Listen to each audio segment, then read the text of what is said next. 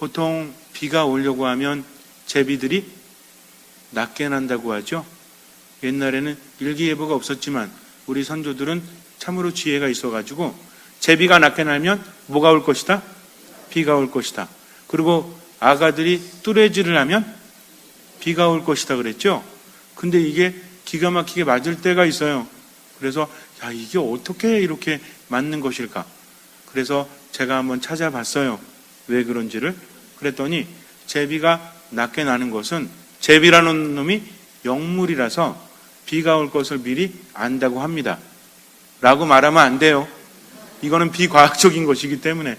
그게 아니라 왜 제비가 낮게 나냐면 곤충들이 이제 두 종류가 있는데 대부분의 곤충들은 습도가 높아지거나 공기가 무거워지면 높이 날지를 못한대요. 비가 조금이라도 오면 더 낮게 난다고 합니다. 그러니까 비가 오려고 하면 습도가 높아지죠? 기압이 낮아지죠? 그러니까 얘네들이 날개가 무거우니까 높이 날지 못하고 어떻게 해요? 낮게 날죠? 그러면 제비가 먹을 것을 찾아서 어떻게 하겠습니까? 낮게 날 수밖에 없다는 거죠.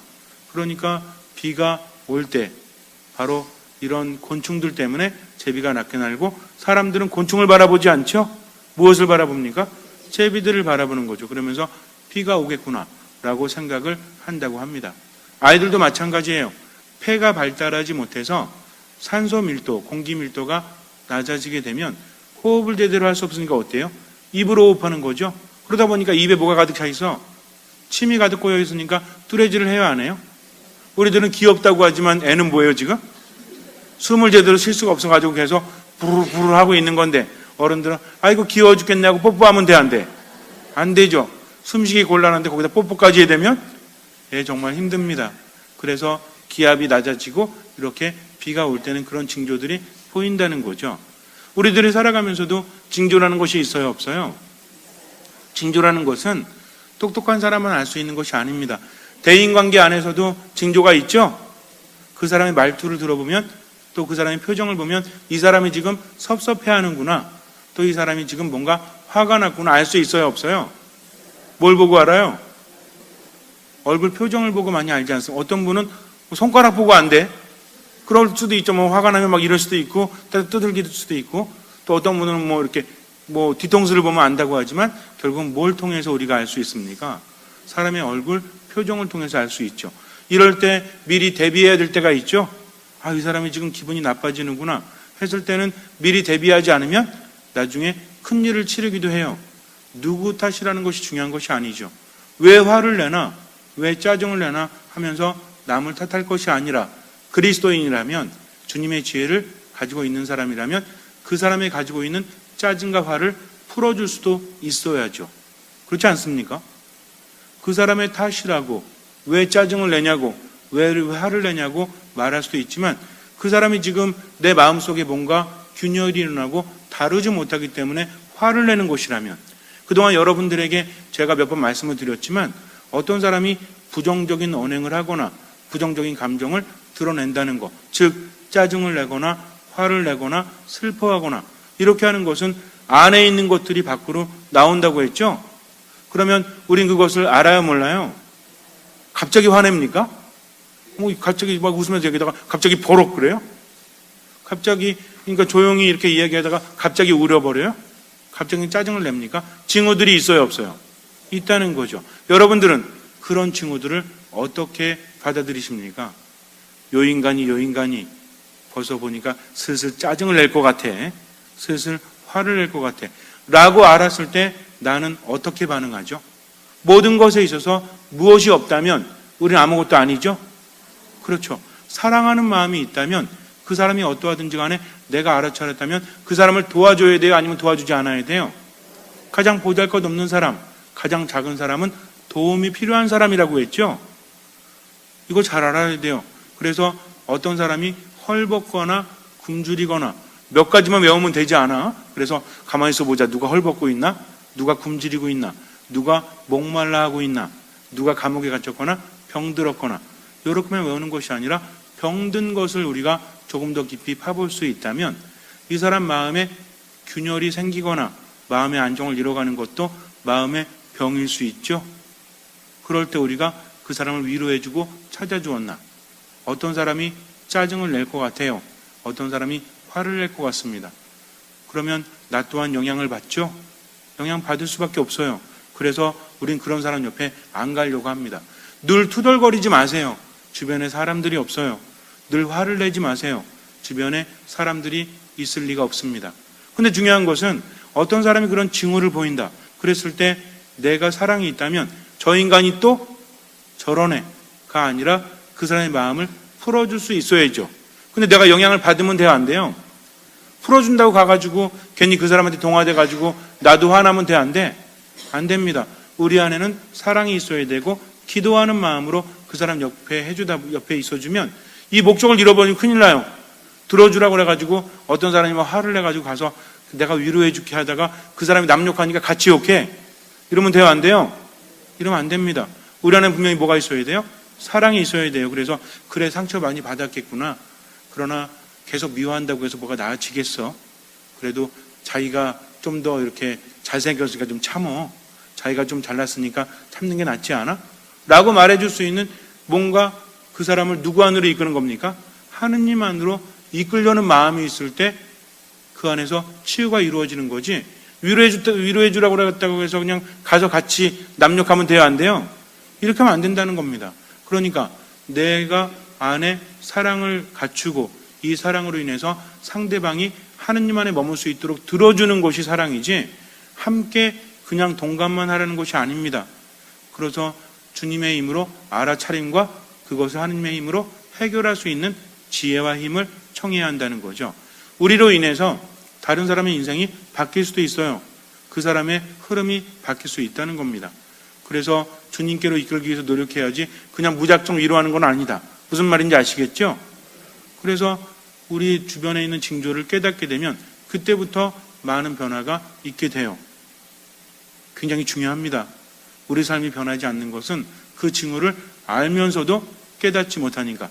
아는 것과 깨닫는 것은 달라요. 아는 것은 그래, 그렇구나. 이거지만 깨닫는 건 뭐예요? 깨달았으니까 뭐가 따라야 돼요? 실천이 따라야 합니다. 가만히 한번 보세요. 우리 가족이 변화되지 않는 것을, 또 우리 관계가 변화되지 않는 것은 내가 알아차리기만 했기 때문이요. 깨닫고 실천하지 못했기 때문입니다. 너무나 명확합니다. 오늘 예수님의 말씀은 너무나 명확해요. 첫 번째는 뭐냐면 언제 그날이 올지 두려워하지 말라는 거죠. 지금 세상에도 사이비 종교들이 얼마나 많아요. 거기만 구원을 가지고 있다라고 외쳐대는 사람들이 얼마나 많습니까?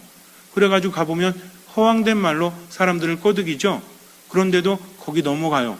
왜 넘어갑니까? 알고 싶은데 뭔가 불안한데 그것을 알려주는 곳이 없으니까. 하지만 사이비 종교에서는 그런 것도 알려줘요, 안 알려줘요? 알려주죠, 지 맘대로? 어차피 증명되지 않으니까. 그런데 예수님께서는 뭐라고 하십니까? 사람의 아들이 오는 날은 마치 번개가 치듯이 이쪽 하늘에서 저쪽 하늘까지 환해지는 거죠. 모든 사람들이 봅니까, 안 봅니까? 본다는 거죠. 오늘도 뭐라고 하십니까? 무화과 나무와 다른 나무들을 보고 계절이 바뀌는 것을 너희가 알 수 있듯이 그렇게 될 것이다라고 하십니다. 오늘 복음 안에서 무화과 나무와 다른 모든 나무를 보아라. 잎이 돋자마자 너희는 그것을 보고 여름이 이미 가까이 온 줄을 저절로 알게 된다. 이와 같이 너희도 이러한 일들이 일어나는 것을 보거든 하늘의 나라가 가까이 온 줄 알아라 라고 말씀하시죠. 그러니까 모든 사람들이 안다는 거예요, 모른다는 거예요? 일부 사람들만 안다는 건 말이 됩니까, 안 됩니까? 나무들이 있는데 무화과 나무뿐만이 아니라 다른 나무들을 보고도 알 수 있다고 그랬죠. 이스라엘은요, 봄이 없어요. 그래서 겨울이 지난 다음에 바로 여름이 옵니다. 우리는 봄, 여름, 가을, 겨울이 있어가지고 사람들이 계절에 민감하죠. 그래서 외국 사람들이 올 때 깜짝 놀란대요. 처음에 우리나라 와가지고 야, 왜 이렇게 더워? 한국이 이렇게 더운 곳인가? 무슨 아프리카도 아니고 하면서 이제 그 여름옷만 잔뜩 준비했대요. 근데 여름옷 준비하고 한 보름 지나니까 어때? 무지하게 추워지거든, 갑자기. 왜 이런 거 하고 이제 갑자기 멘붕에 빠지는 거죠. 왜냐면 그런 걸 겪어보지 못했으니까. 그래가지고 겨울옷을 잔뜩 준비했대. 그랬더니 또 어때? 그 다음부터는 뭘 봐요? 사람들의 옷차림을 보는 거죠. 이 사람들이 어떻게 옷을 입고 있는가.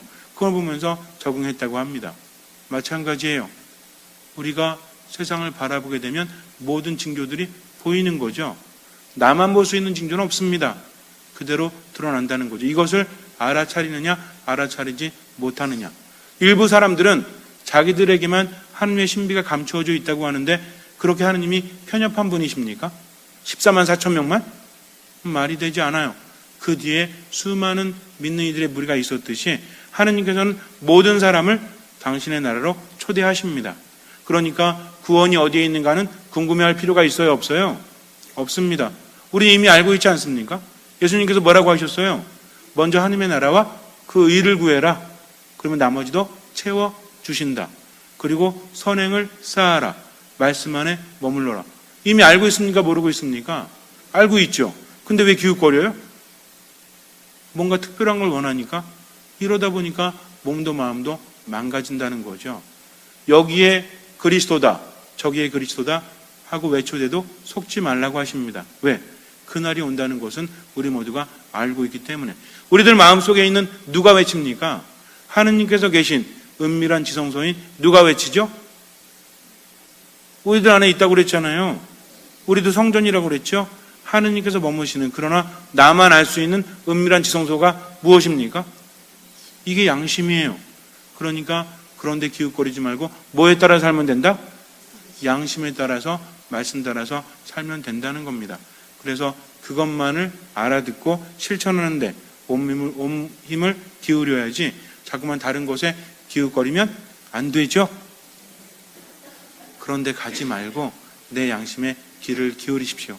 모든 것들이 바뀌기 마련입니다. 그래서 참 이상하고 신비스러운 거 원하는 거 아는데 그런 건 내 마음 안에서 이루어지는 거지 그렇게 되는 것이 아닙니다. 여러분들이 전례에 참여해서 열심히 노래하세요. 열심히 성체를 모시고 말씀을 들으시면 그걸로 되는 거죠. 잠시 눈을 감으세요. 단순하게 하느님 안에 그저 머물기만 하십시오. 어린이처럼.